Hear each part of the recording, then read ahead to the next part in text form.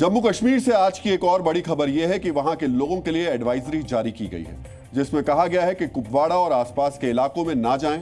करनाहा, केरन और माचल सेक्टर को इस वक्त काफी क्रिटिकल माना जा रहा है। लेकिन जिस तरह एक सिक्के के दो पहलू होते हैं, इस एडवाइजरी के भी दो पहलू हैं। पहला, पाकिस्तान इन इलाकों में लगातार सीज फायर का उल्लंघन कर रहा है, यानी बिना किसी उकसावे के गोला बारूद बरसा रहा है, जिससे हिंदुस्तान के नागरिकों की जान को खतरा है। लेकिन इस एडवाइजरी का दूसरा पहलू यह है कि पीओके से सटे इन इलाकों में इस वक्त सबसे ज्यादा टेंशन है। ये वही इलाके हैं जहां भारत सरकार ने सीज फायर के हालात में आम लोगों के बचाव के लिए बंकर बनाए थे।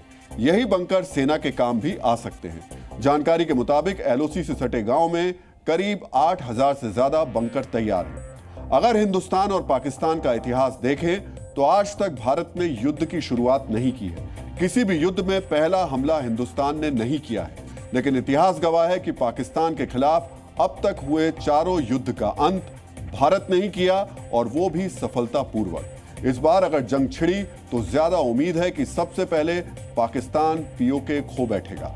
पीओके में भारतीय सेना की एंट्री के कुल 4 रास्ते हैं। पहला, कुपवाड़ा तंगधार होते हुए नीलम वैली। जम्मू कश्मीर के कुपवाड़ा से तंगधार महज 68 किलोमीटर की दूरी पर है। सेना सबसे पहले इस रास्ते पर आगे बढ़ेगी। दूसरा रूट है उरी से होते हुए मुजफ्फराबाद। 58 किलोमीटर की इस दूरी को तय करने में सेना को कितना वक्त लगेगा, ये आप समझ सकते हैं। तीसरा है पुंछ से महज 32 किलोमीटर दूर रावलकोट, और चौथा नौशेरा से महज 46 किलोमीटर दूर पीओके का मीरपुर।